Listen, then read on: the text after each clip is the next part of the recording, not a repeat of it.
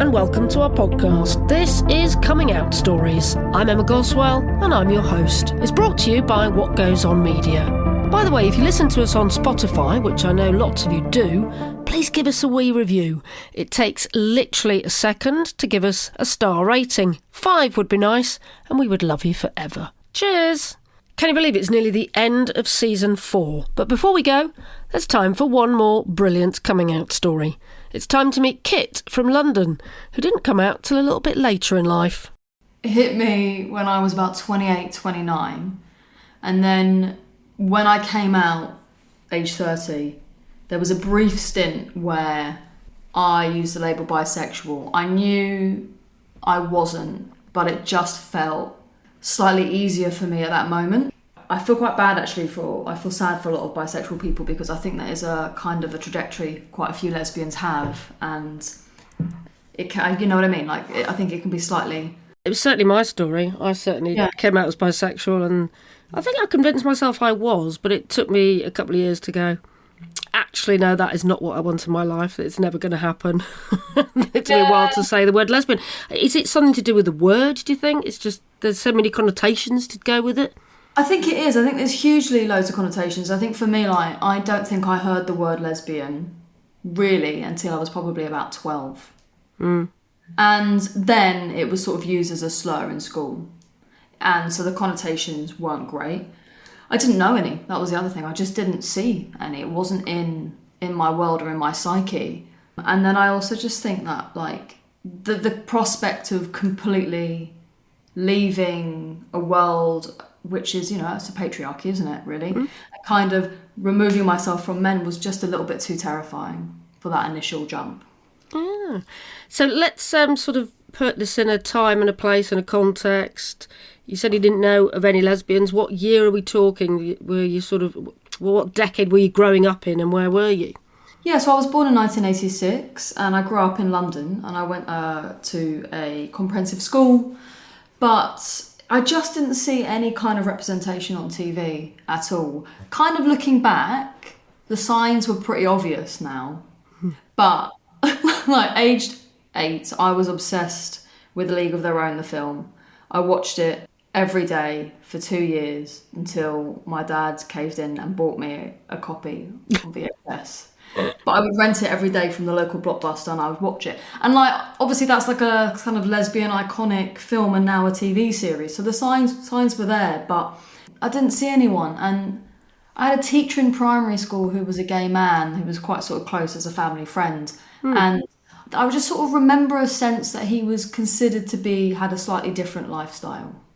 So I knew early on that, you know, homosexuality sort of existed, but it just wasn't in my world, which I know is insane because I'm from London. I'm from, you know... Well, this is the thing. I mean, if you were talking about the 1960s or 70s, or if you were in some sort of far-flung place, it might be more taken as read, really. But the fact that you were in London in the 90s and noughties, presumably... Yeah. You would have thought you'd be surrounded by gay people and surrounded... Well, I went to a really, really, really rough school, and I remember there was one guy, and a really busy school, it was packed, and there was one guy in my year who did ballet, and everybody called him gay. I don't know if he was or not, but he was bullied really badly for it. And there was one girl that came out as bisexual. She was also really bullied badly for it, so I think there was a part of me just went, absolutely not, no way, this is too dangerous, not going near it. Yeah, and then, I mean, I went to drama school. So there were gay men, and there was a lesbian in my year, but I went sort of I must have been like 20. And still, it just didn't click for me. I had a boyfriend all through that. I had a long-term relationship. So you were a straight person at drama school. It probably stood out, did you? Yeah. But the interesting thing is, I remember a teacher sort of describing me as androgynous, and it wasn't really a term I kind of knew, but I remember it felt great. And I sort of loved being called that and being sort of, you know, a bit of a gender bender. And I certainly was with my fashion. But it still didn't twig to me. I think partly because I thought I was in love with my boyfriend and really he was just my best friend. And he felt like my soulmate. But I think I just didn't really know the difference between loving someone and being madly in love with them. See, because in a way, it's quite a long time, isn't it, to not come out, or to not even realise yourself. To come out is a different thing, but to not even realise yourself until you're sort of late 20s is. it's not unheard of, but it's fairly unusual, isn't it? Because you tend to have a sort of sexual awakening in your teenage years. I guess that's what most people do. Yeah, I think I was very unwell in my 20s, which greatly affected my sex drive, and I think that's probably a huge part of it. But I remember a few instances. Once I was in New York and this with my mum when I must have been about 19, and I was on a bus, and the bus was sort of crammed, and there was the most beautiful woman I've ever seen in my life sitting opposite me. She looked like Angelina Jolie, and she had a rainbow keyring, and she was just staring at me shamelessly, and she was shaking her keys, and it was like a real obvious invitation. She knew I was with my mum, and my mum found it hysterical, and I got so embarrassed. She got off, and she sort of laughed, and my mum, she was hitting on you. I was like, I know, that's wild. And then I couldn't really stop thinking about her for years. But even then, I still managed to convince myself I was straight. Gosh, for years, a stranger on a bus, and you've thought about them for years. That's mad, isn't it? I love it. Yeah. And how old were you then, did you say? I think I was about 19. And I still just shut it down. It's quite sad, really, when you think about it. So you didn't do anything about any of these sort of thoughts, or there weren't even sort of urges, were they, really? There was just the confusion going on in your brain. Yeah. I think I was just so terrified by the idea, and I've always felt a bit different my whole life anyway, that the prospect of potentially embracing that as an option would make me even more different, and that just felt a little bit too scary, I think. Well, I think when you're younger, there is a fear of standing out, isn't there? There is a fear of being different, and the older you get, the easier it is to embrace that. But I think it's really hard as a teenager to be the person that stands out like a sore thumb and be the person that people are looking at or talking about and being different. Absolutely, yeah. And, like I said, school felt quite a dangerous place for me. It didn't feel safe in school. So to embrace that difference, like you say, so young, was just not going to happen. It would just be too dangerous. I mean, now they have LGBT groups in schools, don't they? I've visited quite a few of them. You're looking horrified and shocked at the thought of it. Yeah, it wouldn't have happened. No, I think it's amazing. It's just, it's taken me a long while to realise that Section 28 was still happening when I was 15. Obviously, I didn't know what the hell that was. And I can't help but think that had an impact. It must have. It must have, because your teachers were not allowed to talk about LGBT issues. Yeah. And, they themselves might have been LGBT and couldn't, if they spotted that in a teenager, in one of the students, or student went to talk to them, that wouldn't have been allowed. And, when it was repealed, I'm sure that there was still repercussion for years to come. I mean, like you say, there's LGBT organisations and support groups and all sorts in schools now. It just didn't exist then. And also social media, right? That didn't exist either. I think it's amazing, and there's things like on TikTok, and there's just like a huge community to tap into. So were you kind of going on about your life and just going along with the status quo and fitting in and having boyfriends and not questioning things? Yeah, pretty much. I mean, I kind of always kept thinking, like, why are all my friends like obsessed with boys? Like, what is this obsession? I just don't get it. And I would see my sister absolutely lose her mind, get her heart broken, have these intense relationships and love affairs, and I kept thinking, what's the fuss?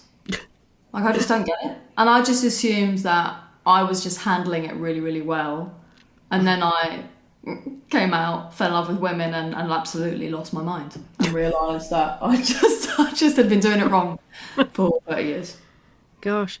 So what was the turning point then? What was the moment where you did fall in love with a woman, or you suddenly thought, oh, actually, maybe I'm not straight? Yeah, I had a very, very intense friendship with a girl, and she was obviously sort of having feelings for me as well, and this went on for like a couple of years, and then eventually I think we kissed, and I thought, oh fuck, okay, yeah, no, this means more to me than it does her. And I then just sort of started going on like dating apps and changing it to men and women. But I never really went there for a little while.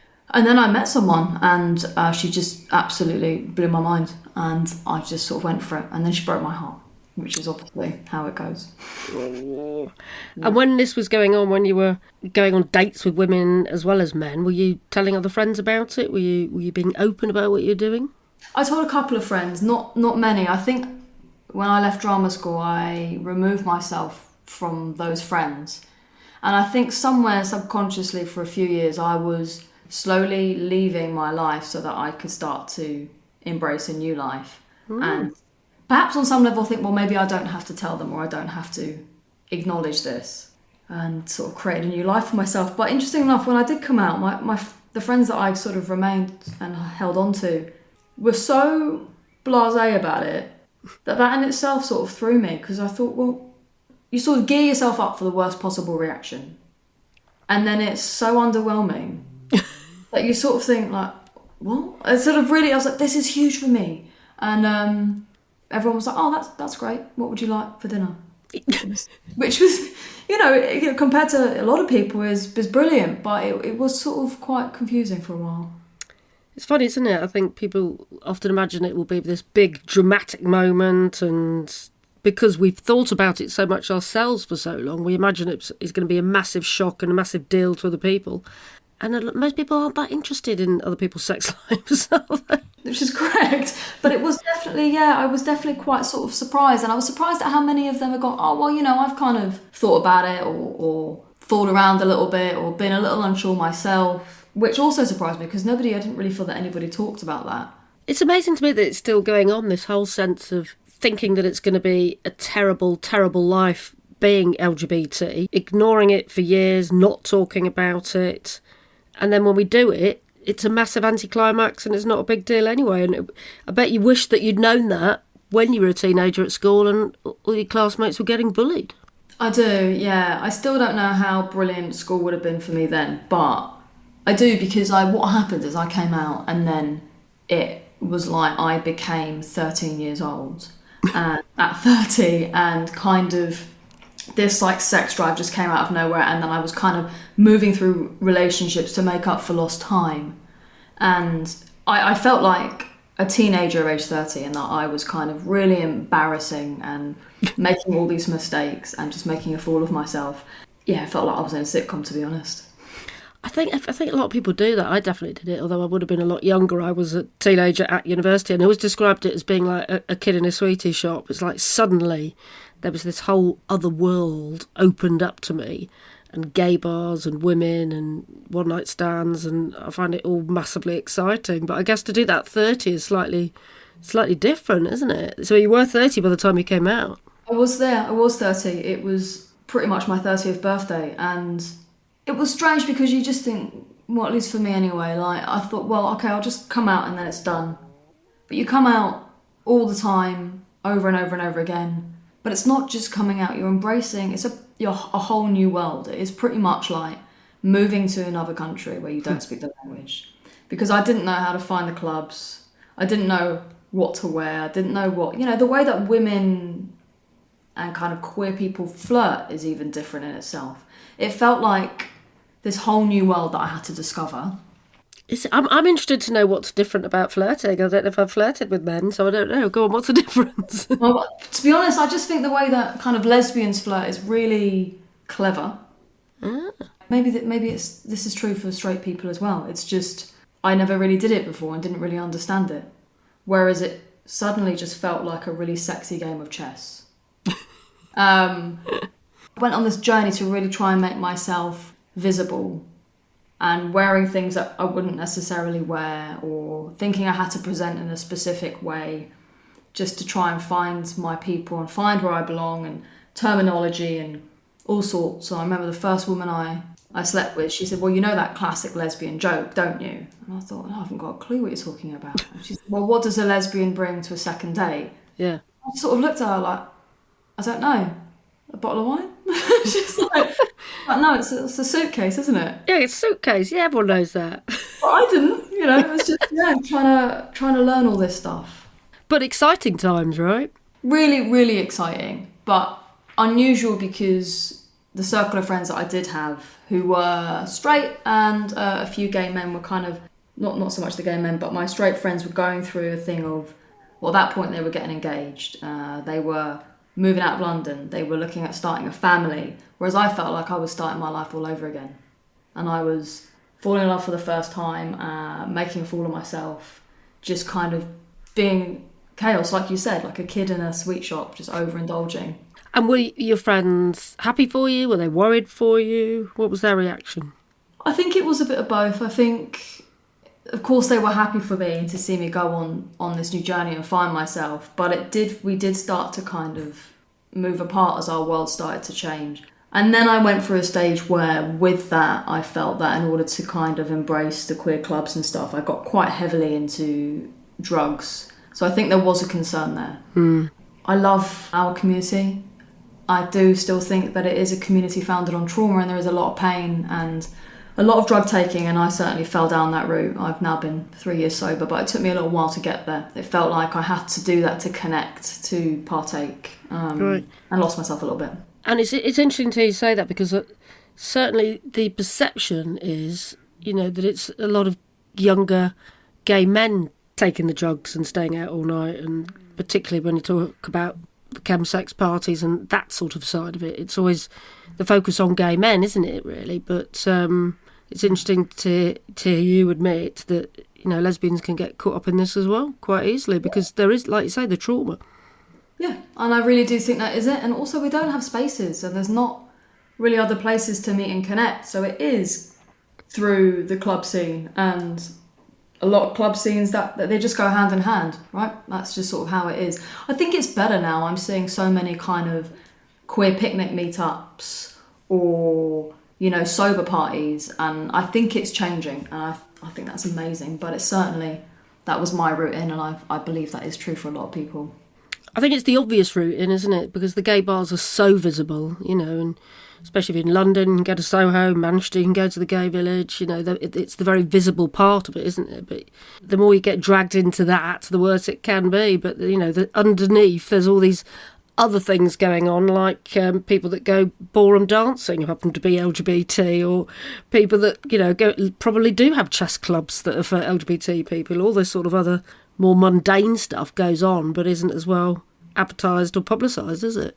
Yeah, it's exactly that. It isn't as well advertised, and it's sort of like we say, oh well, the gays know how to party. That's one thing that we definitely know how to do. So I was like, great, that's my way in. And it took me a long time to realise I'm actually an introvert who really likes silence. So really doing that was probably the worst thing I could have done for myself. But it was a journey, and I have no regrets. But yeah, there are so many other things. I don't know about chess. That's certainly not for me. But I'm sure there's a lesbian bowling club out there somewhere. I'm sure there is. I'm going to go and find one now. I quite like the idea of that.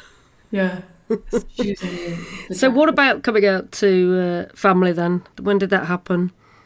I came out to my mum fairly early on. I remember building myself up into an absolute state, falling apart, and her saying, look, what's wrong? I couldn't say, oh, I'm a lesbian. So I said, I've fallen in love with a woman. And she just looked at me and she went, so what's wrong? Which I think was just so lovely, actually. And I remember feeling after that like I had been skinned alive. And I called my friend and I said, I've done it, I've told her. And it went really well, but I'm just so drained in the build-up. I didn't come out to my dad. I let my mum tell my dad, but he couldn't care less, actually. I think he was absolutely fine. And then it took me a little while later to come out to my sister. And was she all right? She was absolutely fine, yeah. She couldn't believe it, which sort of, she was just like, are you joking? Really? Are you taking the piss? And I was like, no, I have a girlfriend and I've fallen in love.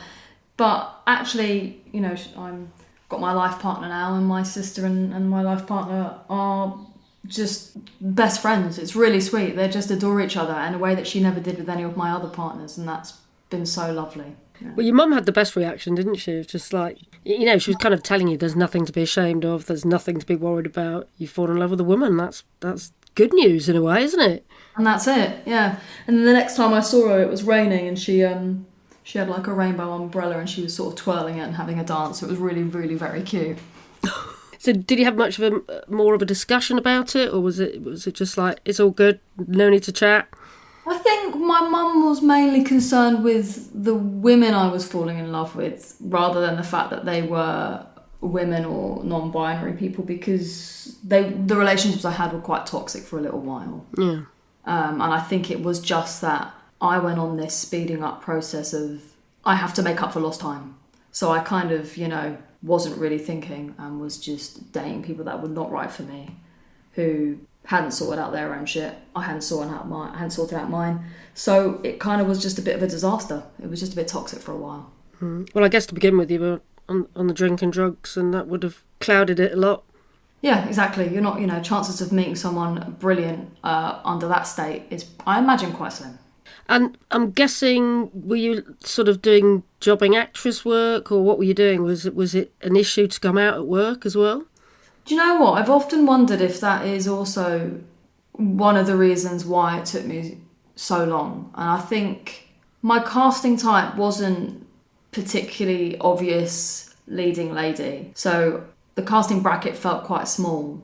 The notion of coming out earlier than that, then going, right, well then that's really going to limit my box because I'll only ever be seen as lesbian. And there were hardly any lesbian parts on TV. I think I just thought, right, well then that's just not an option. So I do actually wonder if that's the case. Now it's completely different. And I think, I'm very much out and proud, and we are seeing representation in a way we never had before. And that's brilliant. But yeah, I do think that definitely was one of the reasons. Which is slightly bonkers, isn't it? Because the whole point of acting is that you are somebody else. So you could be gay and act straight, or you could be straight and act a character that was gay. I don't necessarily see the issues with either way around. Although I know there's lots of debate around cisgender people playing trans people, which I kind of understand. But your job as an actor is to act, right? Well, that's what I think. But when I think about the actors that are out, they don't often get to play straight people. Whereas straight people often get the option to play gay people. So, yeah, I think that sort of fed into that and potentially held me back a bit. But yeah, I agree. It's absolutely bonkers. And, as an actor, your job is to act and to play various characters. And I've convinced myself for 30 years I was straight, so I'm damn sure I can convince an audience I am. But it still definitely had an impact. So, but it looks like you have taken work into your own hands by doing your own production and very much focusing on you and your journey. Yeah, well, so I've got a play coming on called 30 and Out, which is one of the first times that I've fully taken my life and put it on stage. I often take a character and put a character on stage, but this is my life. And I think because I thought the more and more people I met, they often go, God, it's quite late to come out, age 30. And it felt like an interesting time because my sense is that when you're in your 30s, you haven't quite secured a fully rounded life, but it's enough to have secured a life. Whereas I think, if you come out in your 40s, there is a chance that you've had more of a life beforehand. Whereas the 30s, I felt like I hadn't quite built anything yet to then crash it all down and start again. The more I told my ridiculous story and my really embarrassing one night stands and the hiccups, I thought I've got to put this into a show, and that's what we've done. It's quite brave, isn't it, though? Because, like you say, you're going to be selling tickets to your life story. Is it brave or is it egotistical? I ask myself that a lot, but no, I do. I think it's brave, and I think what makes this show actually fantastic is I've interviewed lesbians all over the country to get their coming out stories. Which is interspersed throughout the show. So you'll get little snippets and you'll hear their journeys, and it makes it just much more collective and community-based and fully rounded. And what was the most surprising coming out story you heard then on your travels? I think one of them that was really interesting was a woman who grew up Catholic, and there's an amazing quote where she said she went to a gay bar at university with her friends as an ally. And she was struck by two things. And the first thing was that she thought, everybody looks so happy. And the second thought was, so how can all 200 of these people be going to hell? And you think, my God. But, that was the way she was brought up. And I think she was 45. But her story was fascinating, and she kind of ended up in conversion therapy twice. Wow. And I thought, well, she was only 9 years older than I am. There's not that much. Conversion therapy in this country, then? In this country, yeah. Yeah, well, we're still waiting for the government to ban that, aren't we? Yeah. I'm not holding my breath just yet. Funny that, yeah. Yeah, no, I mean, amazing stories all over and just so different and so varied. And what's been so lovely is getting the sort of different age groups. And I can say the common thread has felt like there's less turmoil with the younger generation, which shows huge improvement. Like, I agree, our government is absolutely rubbish. But I do feel that globally, if there's less turmoil, that's huge progression. Yes, you don't get shot or thrown off a tall building for being gay. So, we're a lot better off than a lot of people in a lot of parts of the world, sadly. Well, isn't that the truth? Yeah. And this show is you on the stage on your own. You're quoting these other women that you've interviewed, but really it's you on the stage on your own. That's gonna. I feel like I'm putting the fear of dread into here, but that would be, to me, terrifying. But I guess that's what you've trained for. That's what you do, right? I know. I've done it a few times, and I always tell myself I'm never going to do it again because it's hard graft. But then I always end up doing it again. But I'm not taking the voices of the other people that we're interviewing. It will be their voices that you hear, so it doesn't feel like I'm doing it alone, to be honest. And I think I'm hoping, that there will be so many queer people in the audience kind of really enjoying the show, relating to it, laughing at it, cringing, also just being really upset, that it will feel like a real community project. That's, I think, is the key thing for me, is to give the community something else, so it feels collective. And have you had any sort of feedback yet? Have anyone been able to see rehearsals or see how it's going? Well, we've only just started rehearsals, but we have had feedback from the people we've interviewed saying, do you know what, thank you, I've listened to my interview and it was really important for me. I did the interview because I struggled to embrace the word lesbian, and doing it has really given me something. So in that sense, it feels really like, oh, cool, you know what, this project actually is making a difference and it isn't just egotistical. I think it's going to be really, really good and give people something. And I don't know if you asked this question of your interviewees, but it's one that I always like to throw in to ask people. You've gone through it not that long ago, actually. It's all fairly new to you, isn't it, really? Any advice for other people who haven't gone through it yet? I would say just give yourself the time you need. And that almost sounds counterproductive because I feel like I came out late, but your lifetime is both short and long and you don't have to rush anything. This is your journey, right? There's no right or wrong way to come out or right or wrong time. So just sit with it. You don't have to throw yourself in the deep end. Just sit with it and come out to yourself first. I think that's probably the most important and hardest step, right? Probably best if we just remind people what your play's called and where it's going to be on and how they can go and see it, because you're going around the country a bit, aren't you? We are, yes. So it's called 30 and Out. We head to London for the 30th of May to the 3rd of June. Off to Manchester for the 7th and 8th of June. Whoop. And then we'll be at the Edinburgh Fringe for the whole of August. Wow. That is pretty much a UK tour there, Kit. Pretty much a UK tour. Would love to get to Bristol, and then it will be a UK tour. Yay! Well, Yay. As you thespians say, break a leg. Thank you very much. A big thank you to Kit Sinclair for sharing her story. I did actually look for a lesbian bowling club and failed. I did find some in the US, but none in the UK, so a big gap in the market there. Now, if you're listening to this podcast as soon as it was released, you can probably catch Kit's show at the Pleasance Theatre in London. It's then on at the 53-2 Theatre in Manchester at the beginning of June, before heading to the Edinburgh Fringe in August. The show is called 30 and Out. It's probably best to follow Kit on Twitter. She is Kit Sinclair O.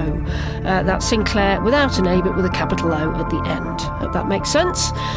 That, then, is it from us for this season. It's been such an honour to bring you so many positive stories again from across our community.